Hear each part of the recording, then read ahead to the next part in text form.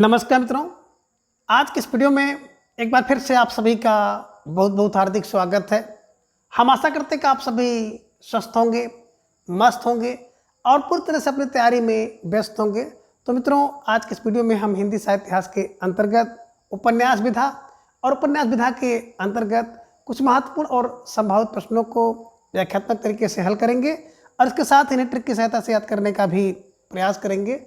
तो हम आशा करते हैं कि वीडियो आप सबके लिए बहुत ही महत्वपूर्ण होने वाला है, इसलिए इस वीडियो को आप लोग अंत तक जरूर देखें और अगर आपको थोड़ा सा भी उचित लगे तो इस वीडियो को अपने जो परिचित लोग हैं उनके पास भी शेयर कर सकते हैं। और इसके पूर्व के वीडियो में हम लोगों ने कुल 100 प्रश्नों को देखा था, तो आज के इस वीडियो में उसके आगे के प्रश्नों को हम लोग जानेंगे। तो जैसा कि स्क्रीन पर आप देख पा रहे हैं, प्रश्न संख्या 101 कि निम्न में कौन सा उपन्यास लक्ष्मी नारायण लाल का है। कहने का आशा है कि इनमें से कौन सा उपन्यास है जो कि लक्ष्मी नारायण लाल जी का है। विकल्प ए कह रहे कि धरती की आंखें हैं, विकल्प बी बया का घोंसला है, विकल्प सी कह रहे कि काले फूल का पौधा, या फिर विकल्प डी उपयुक्त सभी। तो प्रश्न संख्या 101 का जवाब आप सबको देना है। बेहतरीन प्रश्न आप सबकी स्क्रीन पर और आप सबका उतना ही सुंदर जवाब आया कि सर प्रश्न संख्या 101 के विकल्प डी को लॉक किया जाए, तो विकल्प डी उपयुक्त सभी सरकारी जवाब इज राइट आंसर, है ना। बिल्कुल बात करें तो इस प्रश्न के माध्यम से आप लक्ष्मी नारायण लाल जी के जो कुछ महत्वपूर्ण उपन्यास है ना, तो उन सभी उपन्यासों से आपका परिचय होगा। ठीक है, आप कैसे दिमाग में बैठाएं तो बिल्कुल, है ना। यहाँ पे देखिए लक्ष्मी नारायण लाल जी को हमेशा हम लोग लाल लाल कहते हैं, है ना। तो धरती की आँख बिल्कुल लाल होती है, तो लाल फार लक्ष्मी नारायण लाल। बया का घोंसला लाल होता है, ध्यान में रखिएगा। और काला फूल का पौधा भी लाल होता है। अब कब लाल होगा, बस दिमाग में बैठाइए कि जब लक्ष्मी आती है ना, तो लक्ष्मी के आने से जो धरती की आंख होती है लाल हो जाती है। लक्ष्मी के आने से बया का घोंसला भी लाल हो जाता है, और लक्ष्मी जब आती है ना तो काले फूल का पौधा भी लाल हो जाता है। तो ऐसे क्लू बनाना है और इसे ध्यान में रखना है। और लाल जी की बात करें, लक्ष्मी नारायण लाल को, तो जब आप नाटक पढ़ रहे थे तो उसमें आपने भी यही क्लू लिया था कि लाल लाल, तो यहाँ उपन्यास में भी लक्ष्मी नारायण लाल जी को आप लाल लाल करके जोड़िएगा, ठीक है ना। और आपने अपने समाज में भी देखा होगा ढेर सारे व्यक्ति जो काले कलूटे किसी भी रूप में होते हैं। तो रंग रूप से मेरा मतलब नहीं है, बस ये है कि कैसे दिमाग में बैठाएं, ठीक है ना। तो जब उनके यहाँ लक्ष्मी आती हैं, अच्छे पद पर पहुँच जाते हैं, तो आपने देखा होगा कि बिल्कुल लाल लाल हो जाते हैं, पर्सनालिटी चेंज हो जाती है, अच्छे लगने लगते हैं, सुंदर देखने लगते हैं। तो बस ध्यान में रखिएगा और इसे ऐसे बैठा लीजिएगा, ठीक है। चलिए आगे प्रश्न संख्या 102 है कि हरा समंदर गोपी चंद्र उपन्यास किसका है। विकल्प ए कह रहे कि वृंदावन लाल वर्मा का है, विकल्प बी राहुल संकीर्तन का है, विकल्प सी लक्ष्मी नारायण लाल का, या फिर विकल्प डी उपेंद्र नाथ आशा का।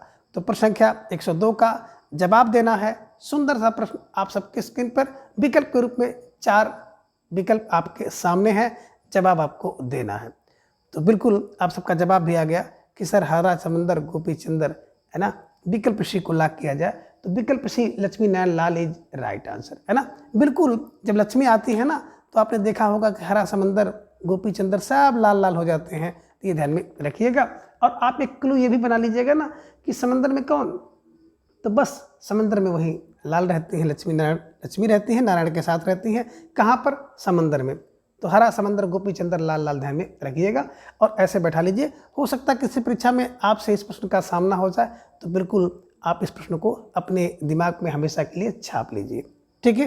चलिए आगे प्रश्न संख्या 103 है कि निम्न में किस नाटककार को वाल्टर स्कॉट की उपाधि प्रदान की गई है।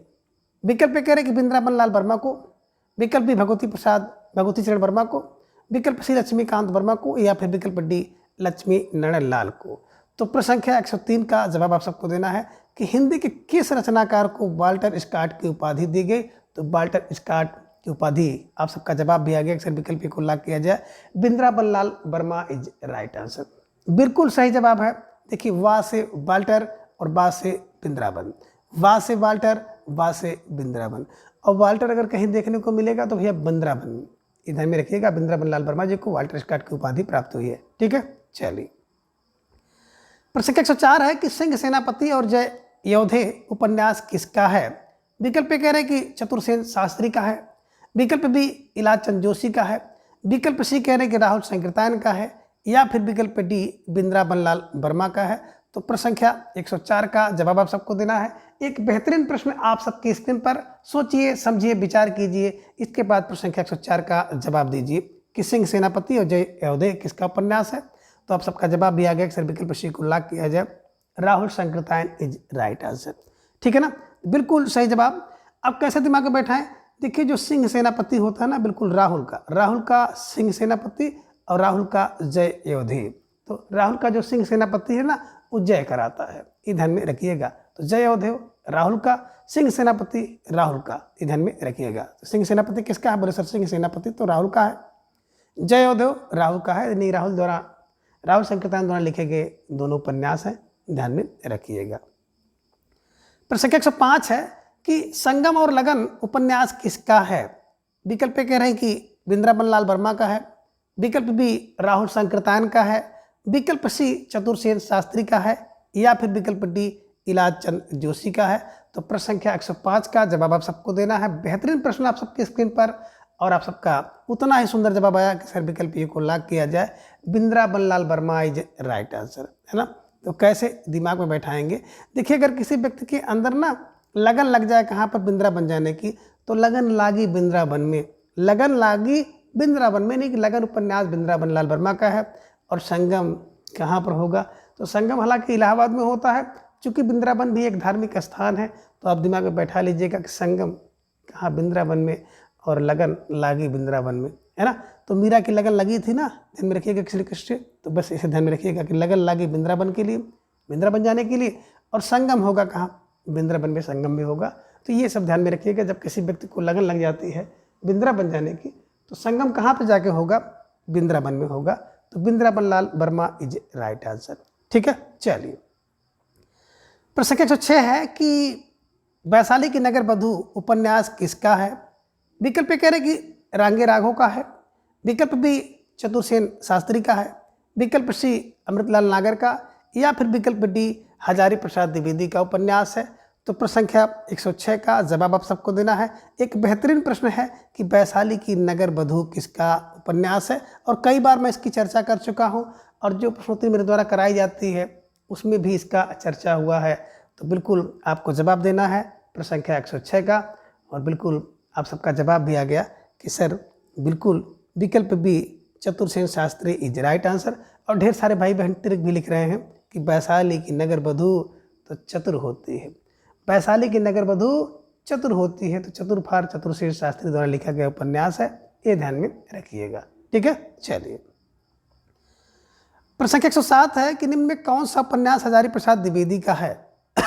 विकल्प ये करें कि बाणभट्ट की आत्मकथा है, विकल्प बी चारुचंद लेख है, विकल्प सी पुनर्नवा और अनाम दास का पोथा है, या फिर विकल्प डी उपयुक्त सभी हजारी प्रसाद द्विवेदी के उपन्यास हैं। तो बिल्कुल प्रश्न संख्या 107 का जवाब आप सबको देना है, और आप सबका जवाब फौरन आ गया कि सर विकल्प डी सरकारी जवाब को लॉक किया जाए। तो निश्चित रूप से लॉक किया गया, और आप सबका जवाब बिल्कुल सही है।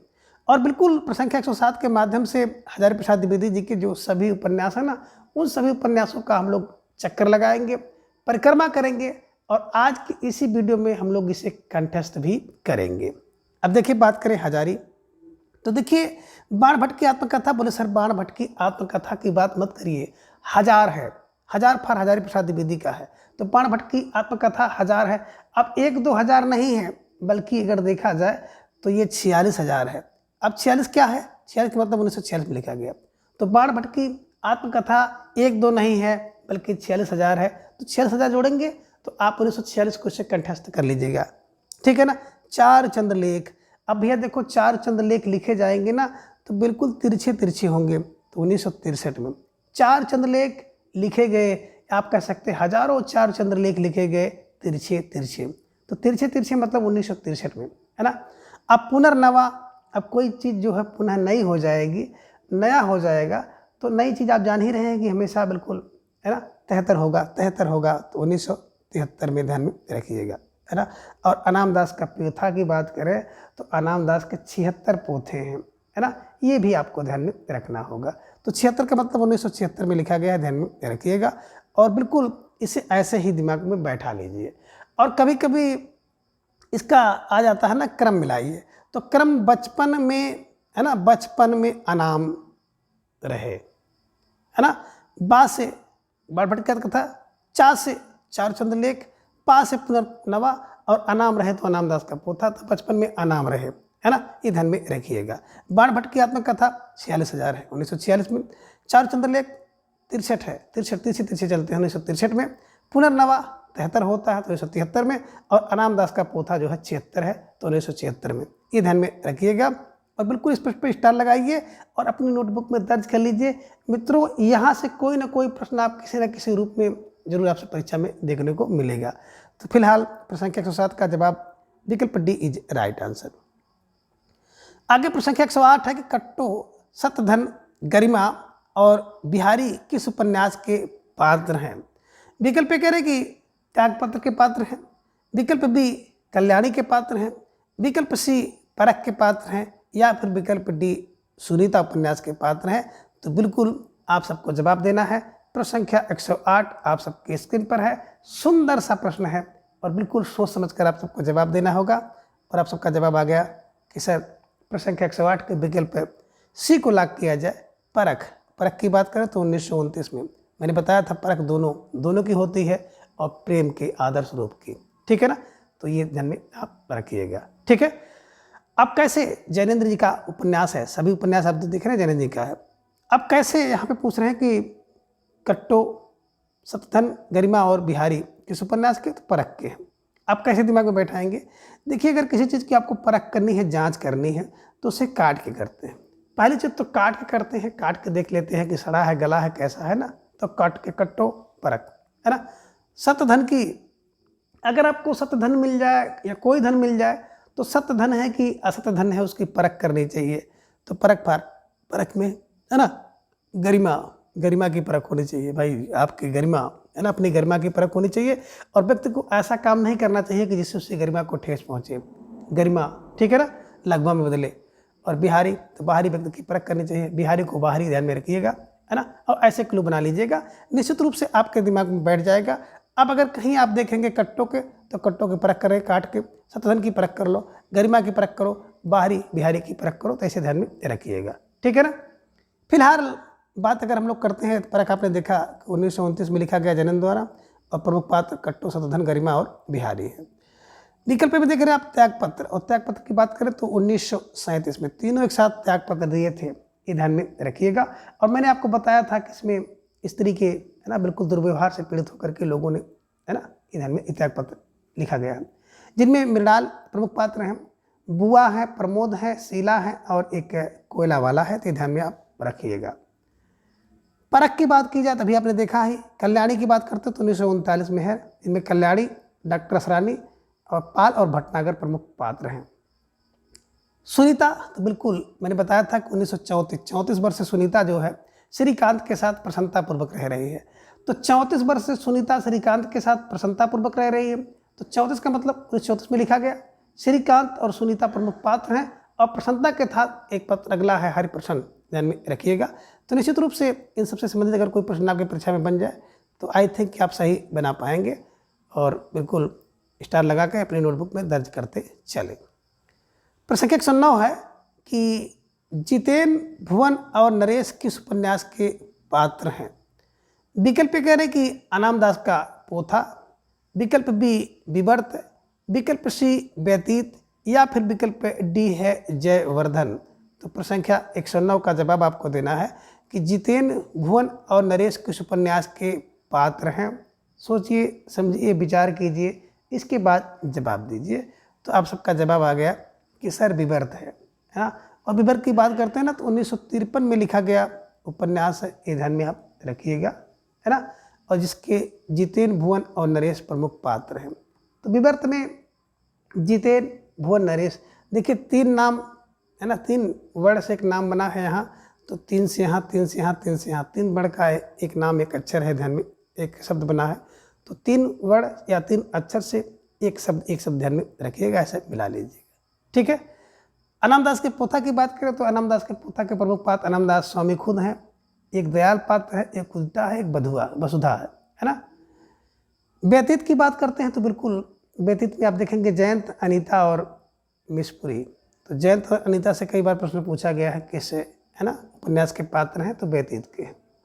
जयवर्धन के प्रमुख पात्र की आप चर्चा किए होंगे। जयवर्धन है, इला है, एलिजाबेथ है और स्वामी चिन्मयानंद हैं, ये ध्यान में रखिएगा। तो निश्चित रूप से जो प्रश्न संख्या 109 का विकल्प है अगर देखा जाए बी, पीबर्थ इज राइट आंसर। ठीक है, चलिए प्रश्न संख्या 110 है कि 30, 40, 50 उपन्यास किसका है ना। 30, 40, 50 शीर्षक उपन्यास किसका है। विकल्प कह रहे कि जयनंद कुमार का है, विकल्प बी प्रभाकर माचवे का है, विकल्प सी डॉक्टर देवराज का, या फिर विकल्प डी इलाज चंद जोशी का। तो प्रश्न संख्या 110 का जवाब आप सबको देना है। बेहतरीन प्रश्न है आप सबके स्क्रीन पर और उतना ही सुंदर जवाब आ गया कि सर विकल्प बी को लॉक किया जाए। Prabhakar Machwe is right answer, है ना। देखिए बात करते हैं 30, 40, 50, पता नहीं कितने, है ना, वर्षों से जो प्रभा का प्रकाश आपको मिल रहा है, प्रभा मिल रहा है, ध्यान में रखिएगा। तो 30, 40, 50, है ना, 30, 40, 50 प्रभा पर प्रभाकर माचवे का लिखा गया उपन्यास है, ध्यान में रखिएगा। ठीक है, चलिए आगे प्रश्न संख्या 111 है कि प्रभाकर माचवे का उपन्यास है, यानी कि कौन सा उपन्यास प्रभाकर माचवे का है, आपको जवाब देना है। विकल्प ए कह रहे कि परंतु है, विकल्प बी कह रहे कि द्वाभा है, विकल्प सी कह रहे किस लिए है, या फिर विकल्प डी उपयुक्त सभी हैं। तो प्रश्न संख्या 111 का जवाब आप सबको देना है। बेहतरीन प्रश्न और सुंदर सा जवाब आप सबका आया कि सर विकल्प डी को लॉक किया जाए। तो विकल्प डी सरकारी जवाब और सरकारी विकल्प इज राइट आंसर, है ना। प्रभाकर माचवे की बात करते हैं, प्रभाकर माचवे परंतु किंतु परंतु प्रभाकर माचवे, द्वाभा प्रभाकर माचवे द्वाभा में, है ना। किस लिए प्रभाकर माचवे, ध्यान में रखिएगा। और आप इसको अगर देखा जाए तो परंतु द्वाभा किस लिए, है ना। देखिए अगर बात करें कोई पूछे आपके कि प्रभा करिए परंतु, बिल्कुल, है ना, प्रभा तो करिए, उजाला तो करिए, परंतु देख कर करिए, है ना। द्वाभा करिए, द्वाभा में प्रकाश करिए, प्रभा करिए, किस लिए करिए, ये सब ध्यान में रखिएगा। ठीक है, आगे प्रश्न संख्या 112 है कि उपन्यास एवं पात्र असंगत हैं। विकल्प ये कह रहे हैं कि गुनाहों का देवता उपन्यास के प्रमुख पात्र सुधा और चंद्र यह संगत है। विकल्प भी सूरत का 7वां घोड़ा के पात्र मणिक मुल्ला, जमुना और विनीत ये असंगत है। विकल्प सी कह रहे हैं कि शेखर एक जीवनी के जो प्रमुख पात्र हैं शशि, सरस्वती और शारदा ये संगत है। या फिर विकल्प डी नदी के दीप के जो प्रमुख पात्र ओके, सलमा, यान और फोटोग्राफर है ये असंगत है। तो बिल्कुल प्रश्न संख्या 112 का जवाब आप सबको देना है। थोड़ा सा सोचिए, समझिए, विचार करिए, इसके बाद जवाब दीजिए। और बिल्कुल अगर देखा जाए तो बिल्कुल आप सबका जवाब आ गया कि विकल्प डी को लॉक किया जाए। नदी के दीप इज राइट आंसर, है ना। जो नदी के दीप उपन्यास है आगे जी द्वारा लिखा गया है 1951 में। मैंने बताया था ना नदी के 51 द्वीप है, नदी के कितने द्वीप, 51 द्वीप है। और भुवन, है ना, रेखा और गौरा वहाँ देखने गए थे, ये ध्यान में रखिएगा। तो भुवन, रेखा और गौरा इसके प्रमुख पात्र हैं। ओके, सलमा, यान और फोटोग्राफर की बात करते हैं ना, तो अपने अपने अजनबी, है ना, ये ध्यान में रखिएगा, है ना। तो अपने अपने अजनबी उपन्यास 1959 कहीं मिलता है, कहीं 60 मिलता है, कहीं 61 मिलता है। तो अपने अपने व्यक्ति जो है ना अजनबी हो जाते हैं जब 60 वर्ष की 61 वर्ष की अवस्था होती है। तो इसमें मृत्यु से साक्षात्कार दिखाया गया है। ओके, सलमा, ये सब उसके प्रमुख पात्र हैं। ठीक है, बात करें गुनाहों का देवता तो भैया धर्मवीर का होता है। गुनाहों का देवता धर्मवीर होता है और कितना गुना, 49 गुना किया है, 1949 में लिखा गया। सुधा और चंद्र प्रमुख पात्र हैं। सूरत का 7वां घोड़ा भैया धर्मवीर का है, धर्म का है, इन्हीं को 1952 का है। तो 1952 में रखिए। माणिक मुल्ला और जमुना विनीत इसके प्रमुख पात्र हैं। बात करें शेखर एक जीवनी, शेखर की एक जीवनी ध्यान में रखिएगा, है ना। 1940 और दूसरा भाग 1944 में, 40-44 में होता है। शशि, सरस्वती और शारदा इसके प्रमुख पात्र हैं। तो फिलहाल प्रश्न संख्या 112 का विकल्प डी इज राइट आंसर। आगे प्रश्न संख्या 113 है कि निम्न में साम्यवादी उपन्यासकार कौन है। विकल्प कह रहे कि यशपाल है, विकल्प भगवती चरण वर्मा है, विकल्प सी मनमथ गुप्त, या फिर विकल्प डी उपयुक्त सभी। तो बिल्कुल प्रश्न संख्या 113 का जवाब आप सबको देना है। बेहतरीन प्रश्न है और आप सबका जवाब आ गया कि सर विकल्प डी सरकारी जवाब को लॉक किया जाए। उपयुक्त सभी इज राइट आंसर, है ना। यशपाल, भगवती चरण वर्मा और मनमथ गुप्त ये बिल्कुल साम्यवादी उपन्यासकार हैं, ध्यान में रखिएगा। प्रश्न संख्या 114 है कि निम्न में यशपाल का उपन्यास कौन सा है। विकल्प कह रहे कि दादा कामरेड, उसी में देशद्रोही, दिव्या और पार्टी कामरेड है। विकल्प बी कह रहे मनुष्य के रूप, अमिता और झूठा सच है। विकल्प सी कह रहे 12 घंटे अप्सरा का स्वाब, तेरी मेरी उसकी बात, ये है, या फिर विकल्प डी उपयुक्त सभी है। तो निश्चित रूप से प्रश्न संख्या 114 का जवाब आप सबका आया कि सर विकल्प डी सरकारी जवाब को हमेशा के लिए लॉक किया जाए। तो निश्चित रूप से जिन भाई बहनों का जवाब विकल्प डी था सही जवाब, और आप सबकी बहुत ही बेहतरीन तैयारी दिख रही है। कैसे दिमाग में रखें, तो देखिए मित्रों, बात करें यशपाल जी का ना, तो यशपाल जी का जो उपन्यास दादा कामरेड, अब दादा जो कामरेड थे कब तक थे, बोले भैया 41 वर्ष तक जो है कामरेड थे, कमाने वाले थे। देशद्रोही है ना, देशद्रोही एक दो नहीं है, बल्कि देशद्रोही की बात की जाए तो 43 देशद्रोही है। दिव्या 45 की है, पार्टी 46 में होगी, है ना। मनुष्य के रूप तो भैया एकदम बिल्कुल अगर देखा जाए ना तो बिल्कुल 49 रूप है। अमिता बिल्कुल 56 की है, झूठा सच 60 है। 12 घंटे की बात करते हैं तो उनके द्वारा लिखा गया 12 घंटे में 64, 1964 में। अप्सरा का सांप, तो अप्सरा का सांप बिल्कुल 65 है। और तेरी मेरी उसकी बात एक दो बार नहीं होती बल्कि 74 बार हुई है। तो ये ध्यान में रखिएगा और इन सभी उपन्यास को बिल्कुल इसी क्लू की सहायता से याद करने का प्रयास करिएगा, तो निश्चित रूप से आपके दिमाग में बैठ जाएंगे। स्टार लगाइए और अपने नोटबुक में इसको दर्ज कर लीजिए, ठीक है। चलिए आगे प्रश्न संख्या 115 है कि जयदेवपुरी एवं तारा किस उपन्यास के पात्र हैं। विकल्प कह रहे हैं कि झूठा सच उपन्यास के पात्र हैं, विकल्प बी मनुष्य के रूप के पात्र हैं, विकल्प सी दिव्या, या फिर विकल्प डी दादा कामरेड के। तो प्रश्न संख्या 115 का जवाब आप सबको देना है। एक बेहतरीन प्रश्न है और आप सबका सुंदर सा जवाब आ गया कि सर विकल्प ये झूठा सच को लॉक किया जाए। यशपाल द्वारा 1960 ईस्वी में लिखा गया उपन्यास है जिसके प्रमुख पात्र हैं जयदेवपुरी और तारा, ध्यान में रखिएगा, ठीक है ना। तो निश्चित रूप से आप सबका जवाब विकल्प ए इज राइट आंसर। मनुष्य के रूप की बात करते हैं तो बिल्कुल एक प्यारा सा उपन्यास है ना, यशपाल जी का, जो कि 1949 ईस्वी में लिखा गया है ना, जिसमें मनोरमा, दाना सिंह, भूषण ये प्रमुख पात्र हैं। दिव्या की बात करते थे पृथुसेन और दिव्या प्रमुख पात्र हैं, जो कि 1945 में लिखा गया है। और दादा कामरेड की बात की जाए तो बिल्कुल 1941 में हरीश सैल इसके प्रमुख पात्र हैं। और एक पात्र आप देखेंगे अमरनाथ, इसमें आपको देखने को मिलेगा। तो फिलहाल प्रश्न संख्या 115 का जो जवाब था विकल्प ये झूठा सच इज राइट आंसर, ठीक है। चलिए आगे प्रश्न संख्या 116 है कि निम्न में उपन्यास और उपन्यासकार असंगत हैं।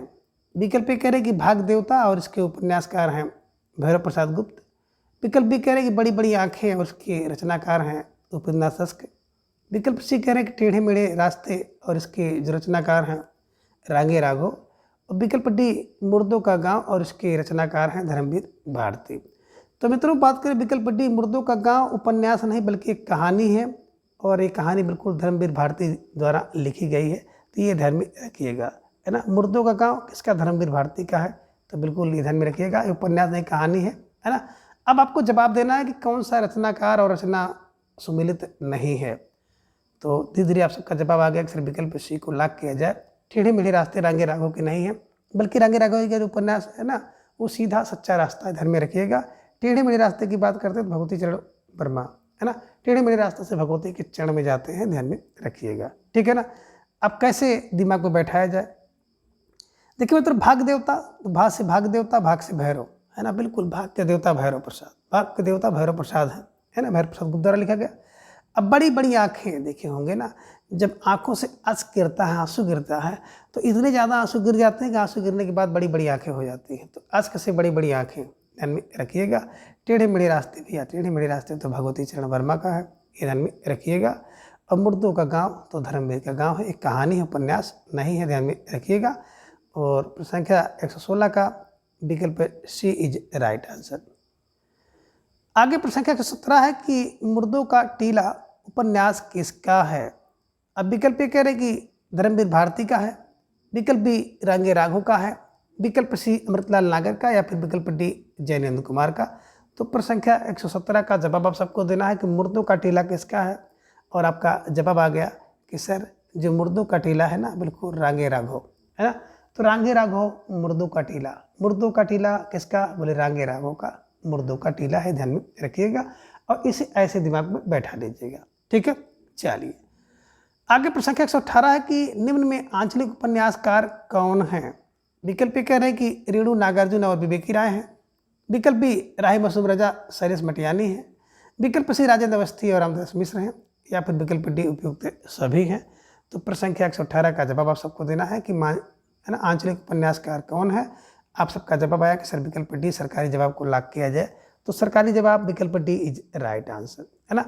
मित्रों देखिए, नागार्जुन जी, रेणु नागार्जुन और विवेकी राय, बिल्कुल, है ना। राय मासूम रजा, शैलेश मटियानी, राजेंद्र अवस्थी और रामदास मिश्र, सारे के सारे जो आप उपन्यासकार देख रहे हैं ना, ये सभी आंचलिक उपन्यासकार हैं। ठीक है, चलिए। प्रश्न संख्या 119 है कि निम्न में उपन्यास और उपन्यासकार असंगत हैं। विकल्प ए कह रहे हैं कि पलटू बाबू रोड फणीश्वरनाथ रेणु का उपन्यास है। विकल्प बी कह रहे हैं कि मछली बाजार राजेंद्र अवस्थी का है। विकल्प सी कह रहे पानी की प्राचीर उपन्यास रामदास मिश्र का है। या फिर विकल्प डी सीन नंबर 75 श्रीलाल शुक्ल का है। तो कह रहे कौन एक असंगत है, कौन एक सही नहीं है, उसी को आपको जवाब के रूप में चयन करना है। प्रश्न संख्या 119 आप सबके स्क्रीन पर, और धीरे धीरे आप सबका जवाब भी आ गया कि सर विकल्प डी को लॉक किया जाए। सीन नंबर 75 श्रीलाल शुक्ल का नहीं है, बल्कि राही मासूम रजा का है, ये ध्यान में रखिएगा, है ना।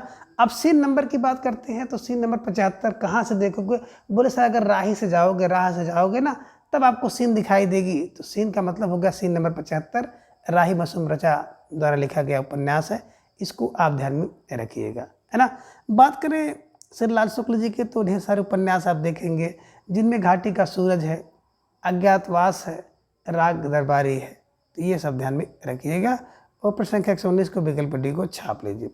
अब पलटू बाबू रोड फणीश्वरनाथ रेणु, मछली बाजार राजेंद्र अवस्थी, पानी की प्राचीर रामदास का। ठीक है, चलिए आगे। प्रश्न संख्या 120 है कि महासमर एवं अरण्य उपन्यास किसका है ना। तो महासमर और अरण्य किसका उपन्यास है। विकल्प कह रहे हिमांशु जोशी का। विकल्प बी शैलेश मटियानी का। विकल्प सी विवेकी राय। या फिर विकल्प डी देवेंद्र सत्यार्थी। तो प्रश्न संख्या 120 का जवाब आप सबको देना है। एक बेहतरीन प्रश्न है और आप सबका सुंदर जवाब आया कि विकल्प ए को लॉक किया जाए, Himanshu Joshi is right answer, है ना।